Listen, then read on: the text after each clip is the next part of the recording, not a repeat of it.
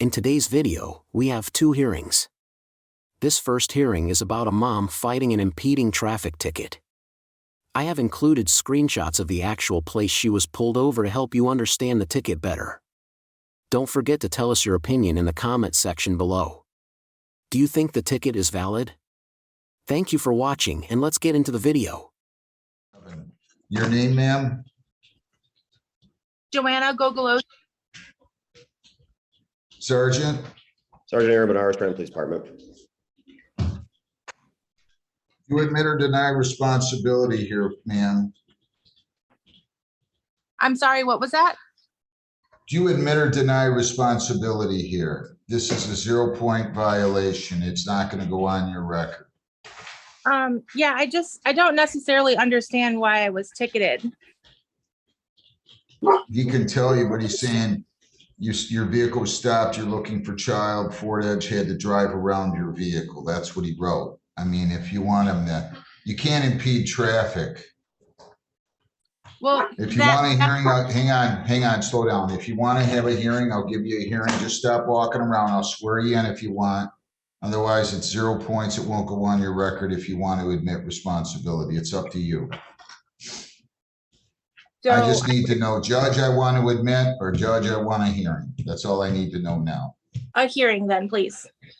Raise your right hands. You solemnly swear or affirm under penalties of perjury that the testimony you've given these proceedings will be the whole truth. So help you God. Sergeant? I do. Ms. Gogolowski? Yes. Okay, go ahead there, Sergeant. Your Honor, on March 8th, 2023, at approximately 3:30 p.m., I was parked on Edsel Avenue near Harrison, watching the dismissal of students from Anderson Elementary School. Ms. Gogolowski was operating a 2013 Volkswagen white in color passenger auto with Michigan license plate 7MJK87. Ms. Gogolowski was stopping and entering traffic, waiting for, looking for a child. Several vehicles parked on Edsel. Ms. Gogolowski stopped her vehicle in the traffic lane of Edsel, north of Harrison, waiting for a car to leave. Several other cars had to drive around Ms. Gogolowski, including a white Ford Edge, which had to go into the opposite lane to avoid Ms. Gogolowski's vehicle. She was facing what, southbound? She was facing northbound. Northbound. Okay. And so you're saying she was parked there long enough where others had to drive around her vehicle? That's correct. The Ford Edge had to drive around her vehicle. Any questions of him, ma'am, or testimony? You speaking to me? Yes, ma'am. Yes. So there was a vehicle in front of me when we were going southbound on Edsel. We both turned into a driveway that is across the street from Anderson Elementary, and we both turned around. So the vehicle that was now in front of me is directly behind me. There's a car that is leaving to my right. So keep in mind, I just turned around out of the driveway. So I pulled back forward, and I'm not completely So now flushed. which direction are you facing now? So I'm now going southbound. All right, so you're on Edsel and you're facing southbound toward West Road, right? I just want to make sure because he said northbound. Okay, so I'm now facing away from Harrison. So that'd be I Okay, was so facing, yeah, I was All going right, so you're towards here. facing, slow down. Sorry. So you're facing northbound. You're facing, the front of your vehicle is facing toward King Road, right? Not Harrison. Not Harrison, correct. Okay. So go ahead.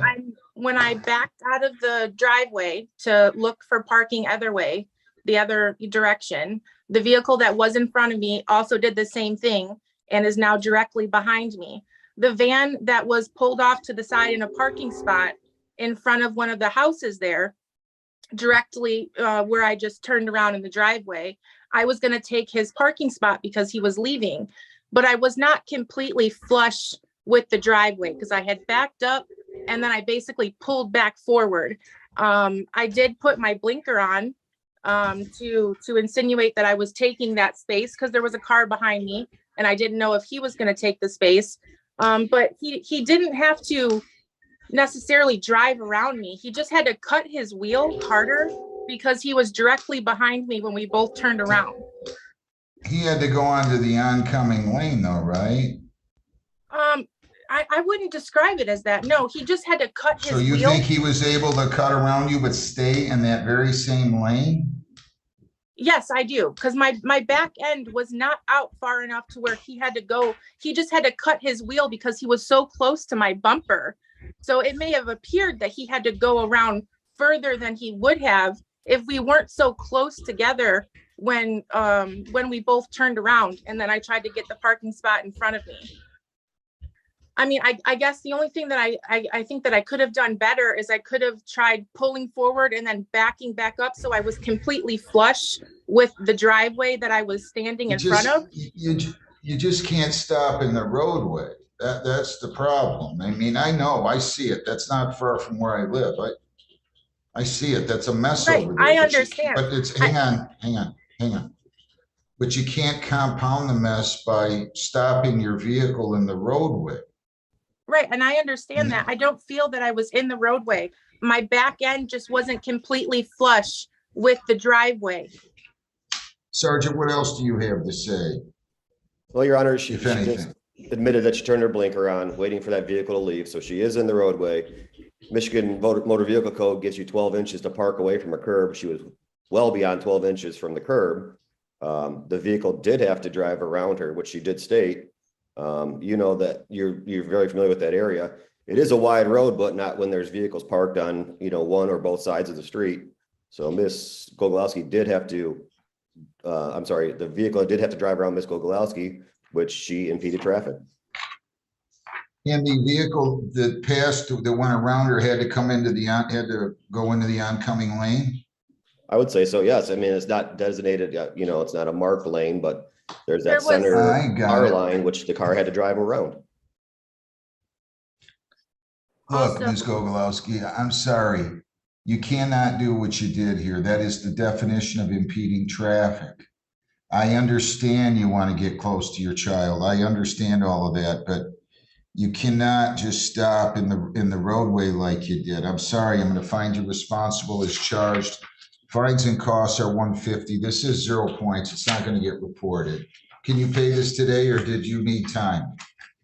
Yeah, I'll be able to pay it today. I just have a question really quickly. You can go on 33court.com and make your payment. Go on Okay. 33court.com, or else you can bring it here. As long as we're not going to talk about the case. What's your question? My question is, there are times where I have to parallel park, to which I would have found myself in a very similar situation. I would have to get flush with a vehicle that's already parked, turn my blinker on, and then reverse. I just don't see how. You can't impede traffic like you did. I don't know what you're asking me to. Well, I'm asking state to you. I don't think that parallel parking per se is impeding traffic if it's done in a reasonably timely fashion. I do think when you have your vehicle on the roadway, where if there's an imaginary line running down the middle of the roadway, that somebody else has to go around you and go on the oncoming lane, that is definitely impeding traffic. So I don't know what else to tell you. I'm sorry. You can appeal this if you don't like it. You can post this as a bond. You can have your case heard in front of the other judge. You have the right to appeal an informal decision to another judge. Okay, so if you'd like to do that, you can. But that's it. You tell them you would bring up your $150 today and tell them you want to appeal it. Okay. Okay. Good luck to you. Thank you. Thank you. Thank you, Your Honor. Good luck. Thank you. This second hearing is another sovereign citizen that refuses to get a lawyer despite how much the judge encourages him to do so. Let's get into the video. First off, Mr. Brandon Pinkney, I've been in touch with Ms. Langley. I understand there's some competency concerns there. We've submitted an agreed order for an evaluation requesting that the court defer on making a bail determination. This is a DV charge, so he's currently on a no bail hold. You can establish probable cause if there's not a stipulation. All right, Ms. Langley. I will stipulate to probable cause for today's purposes. And he's had problems before. I'm sorry. I was gonna say, Mr. Pinckney has had mental health issues before, and today's conversation was not encouraging. Okay. I'm reviewing the 1077 request right now. And Mr. Sharp, your request is to hold Mr. Pinckney without bail pending the in-custody evaluation. Well, my reading of the statute is that the court can either set bail, which we couldn't do no bail given this is not capital, or the court can defer on making a determination. That's the request. His DV, village victims, his mother, his history is just replete with cases involving her. A lot of them did get dismissed for competency reasons, but it's been a few years, so that's why we're looking for another evaluation. All right, thank you. All right. In Mr. Pinckney's case, I am going to impose bail. I'm not comfortable with just deferring. Bail in his case, based on his warrant history and the nature of the charge, would be $15,000 cash or bond. And I will appoint Ms. Langley to represent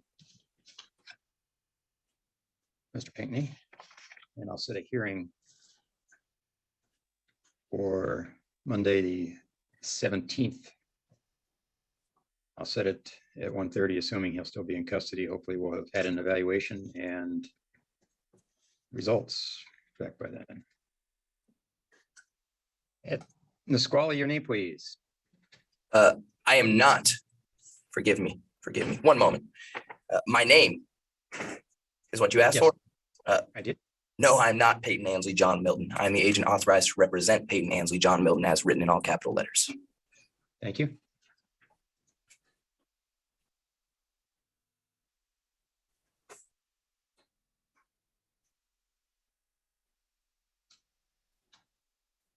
And did somebody notify in the squad jail that there was no need to bring up Mr. Pinckney today?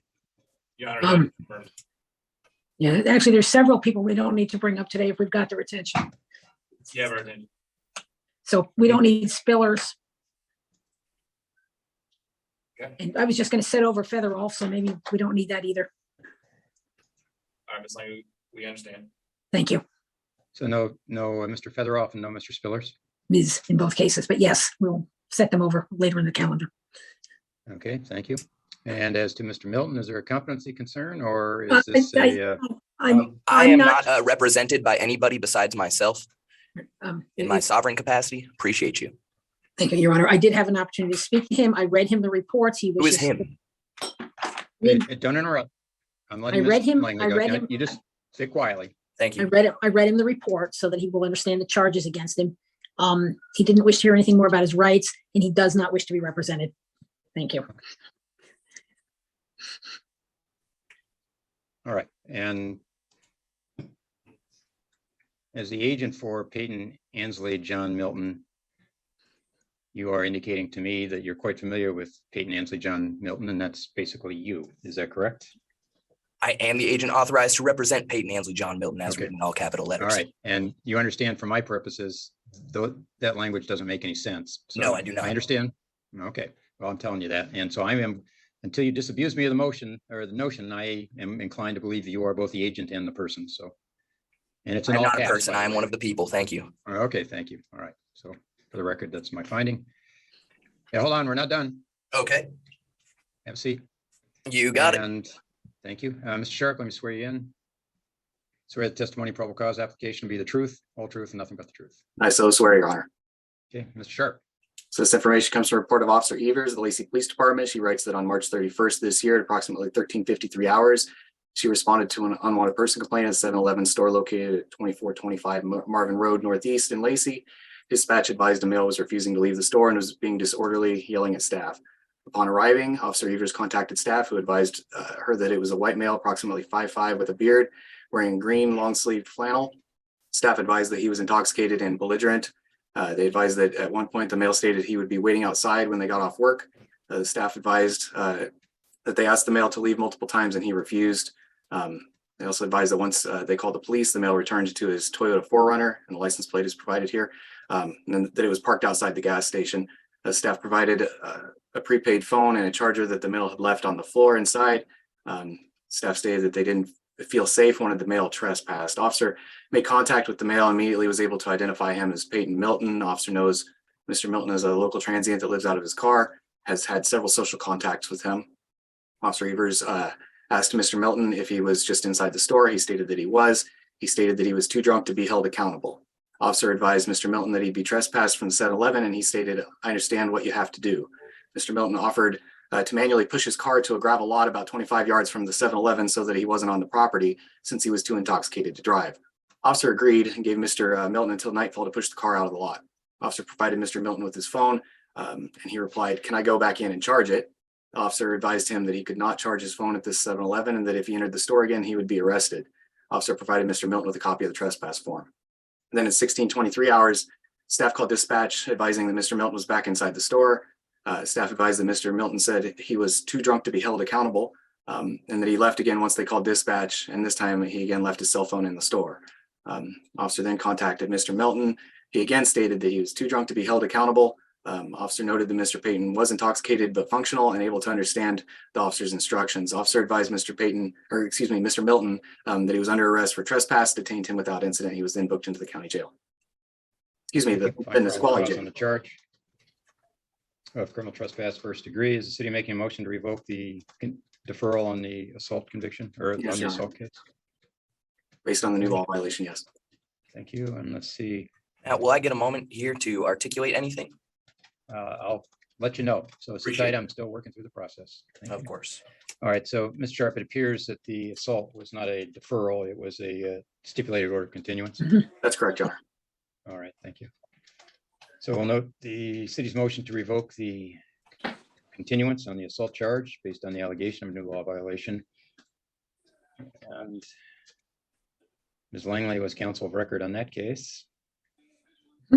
Well, I will. And Mr. Milton is asking not to be represented by counsel. Is that correct? That is correct, Your Honor. Okay, so let's have a little chat about that. If you choose to represent yourself, which is your right, you can make that choice. But I want to make sure that we make a record that you are doing so knowingly and voluntarily. Ms. Langley is an attorney. I'm going to guess that you have not gone to law school and become a member of the bar. Is that correct? I can neither confirm nor deny that information, actually. Okay. So not being an attorney, you understand that if you represent yourself, the court cannot assist you in recognition of the fact that you're not an attorney. So you will end up missing things you're supposed to do. You will do things you're not supposed to do. And all of those things will likely work to your detriment. So it is never a smart thing to represent yourself. And frankly, if an attorney were to say they would represent themselves, I would have the same conversation with them and advise them, I think it's a foolish decision to make. You, however, have that right, as I pointed out. But I want to make sure you understand you have the right to have counsel. You have the right to have me appoint counsel, or you can hire counsel. And if you ask me to appoint counsel, I can appoint counsel at no cost. So you understand all of that. I appreciate that, and I do. Thank you. And how do you choose to go forward? Pro se, please. Okay, you even know the right term, okay? All right, I won't appoint counsel to represent you. You'll have to represent yourself on both cases, the criminal trespass charge and the city's request to revoke these continuance and get a conviction on the assault charge. So that's at risk here with this new allegation. So I want you to be aware of that. Appreciate you. And Mr. Sharp, city's position on release. Thank you, Your Honor. I'd point out that we just resolved that other case on the 22nd of March. That was done in custody. $1,000 was the hold at that time. The city's argument for that bail was based on the nature of that case being an assault, as well as, and I think most importantly, the outstanding warrant out of Skagit Superior Court. That warrant is still active. We're here with, even more concerning circumstances now with another charge. City's request is $500 bail on each case for a total of $1,000. Law-abiding behavior, no contact with the 7-Eleven on Marvin Road, and no consumption of alcohol, marijuana, or non-prescribed drugs, nor frequenting of bars or taverns, as alcohol does appear to have been a factor in this newest case. Thank you. And has anybody checked to see if Skagit County has been contacted regarding executing on their warrant? I don't have any information either way on that, Your Honor. Okay. I believe that when, he told me, I was. Please Never don't mind. allow her to speak in my stead.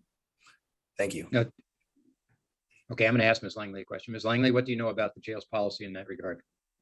No, I only know what I learned before is that he had contacted Skagit County and they needed him to appear in person to deal with that warrant. Okay, all right.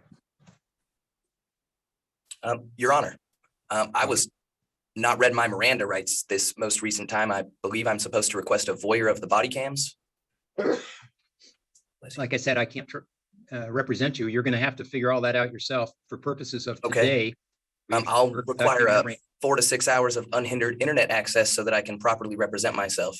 If you would Okay, did you write that read- into a court read your order. form on your constitutional rights. Did I read my form? I don't believe I was provided anything. Okay, is there a corrections officer there? Mr. Upton. Yes, Your Honor. Let's present Mr. Milton a copy of the rights form and have him read it. And then he and I can talk about it. Yes, Your Honor. There's one taped to the desk right in front of me. Okay, why don't you take a minute and read it? Let me know when you're done reading it, Mr. Milton. Appreciate you. I haven't been reading. Mirandized, so it's hard for me to even start since I can't technically be charged with anything. And there's no victim in this alleged crime. Okay, I know. All I'm asking right now is for you to read the rights and tell me that you have done so. All right.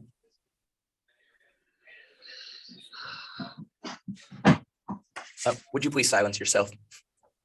Forgive me.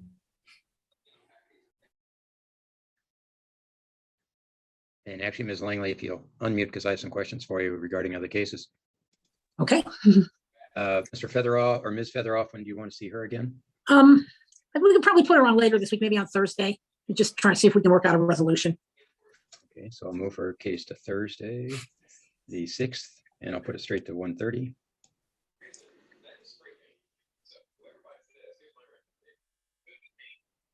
And that appears to, that's in pre-FTC status, is that right? Yes, yes, Thank you. And is it also Ms. Spillers? yes, And when would you like to see Ms. Spillers again? Thursday. Okay, thank you. Also in pre-FTC status. Have completed the reading, sir. All right, thank you. I'll talk about that with you in just a moment as soon as I finish this document I'm working on. Thank you.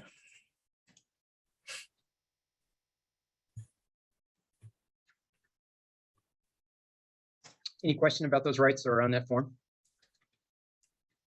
Not particularly. Okay, thank you. All right, so with the question before the court now is whether I'm going to hold you on bail. The city has asked for $500 cash or bond on each case. Just address that issue. Don't address the underlying facts, because to the extent that you do so, any statement you say regarding that can be used against you on these Okay. cases. So right now, just address the issue of whether you should be released or not. Appreciate you. Yes, I would like to request being released on personal recognizance. And the reason being is because there were several things articulated in the statement that were absolutely not true. For one, I was Okay, yeah, hold not yeah, in hold on. possession of a cell. No worries. I was not in possession of a cell phone, as I had my vehicle, my phone, my computer, my passport, and every physical possession stolen from me last time I was under arrest for defending a senior citizen in this community. The same day that Officer Tittle refused to search the man who stole my key. Okay, anything else? That's it for now. Okay. Unless you would allow me to fill in some details that they failed to read me my Miranda rights, and I wasn't taking a statement from in both questioned cases in question. All right, so what the case of Miranda tells us is that if you make any statements while under arrest prior to being read your Miranda rights, the prosecutor is limited in its ability to present those statements to the court. It doesn't have any other purpose other than whether something you say can be used against you. That's the whole purpose of Miranda. Doesn't mean they can't go forward with a criminal charge. I was never aware of that. Right, which is one of the reasons. Don't want to represent yourself, but you know, I've explained that to you now, but I just want to make sure. So you still wish to represent yourself? Absolutely. Okay, all right. Seem like a sharp guy, so Appreciate you, Your Honor. seem dedicated to it. Okay, based on the outstanding warrant out of Skagit County, I will hold in $500 cash or bond bail on each case, total 1,000 cash or bond. And I'll remind you, you're to have no contact with the 7-Eleven store, no criminal law violations, not consume any alcohol, marijuana, not enter any bar, tavern. And give me some realistic expectation. Are you going to be able to post bail or likely not? You know, if the minimum that I'm allowed to throw on a bail is 300 and I have to bail out for 2 things, then I'm certain I would need to acquire a phone number that I don't have in order to make that happen. And so I would have to say that it may be closer to impossible this time around. Okay, well, you may know from your history that the bail here is usually 10% of what's ordered. So $50 on each case is what a bonding company would want from you. So just, I don't Cool. know whether Well, that I have changes anything. $100. Isn't that? Okay, all right. Thank you. I will set this for 3 weeks from today at 1:30 in the afternoon. So on Monday, the 24th of April, for what we call a pretrial, Mr. Milton. And at the pretrial hearing, you will have received information from the city prior to that as to any offer to settle the case. Just so you know, you don't have to accept it. But they will be contacting you to give you whatever offer they have. And then you'll tell them, the court at that time, whether you wish to accept the offer and enter whatever arrangement is made, or whether you wish to go to trial. So that'll be what we discuss on the 24th. Awesome. In the meantime, will I be allowed 4 to 6 hours of unhindered internet access so that I can represent myself? Yeah, I do not regulate the jail, so you're gonna have to talk to the folks at the jail. If you write it as a court order, I'm certain that they will be more likely to comply than if you don't. All right, I'm not gonna write it as a court order. Like I say, I don't mess with how the jails run their jail, but Speaking they've of, heard by you, the and way, Mr. Sharp has heard you, and we'll go on forward that a way. side note, if I may, Your Honor, during intake, and I might preface this with, I have gone to anti-kidnapping training. I was inhumanely subject to what I would define as torturous actions. It was by CO Patero. I have nothing against the man, but he only sought to escalate a situation physically that could have been de-escalated with a verbal warning, a verbal, hey, knock your stuff off, a verbal, and I was completely compliant physically, as you can see on camera if you look in holding C on the night that I was intaken. And when I was asked to be picked up and seated, they had refused and told me on their paper that they checked on me every 15 minutes when I was checked on about 3 times the first 2 hours and about twice in the last half an hour. Okay. So, All right, we got that. Yep, appreciate you. All right. Thank you. And we'll see you on the 24th. Oh God, that was horrible.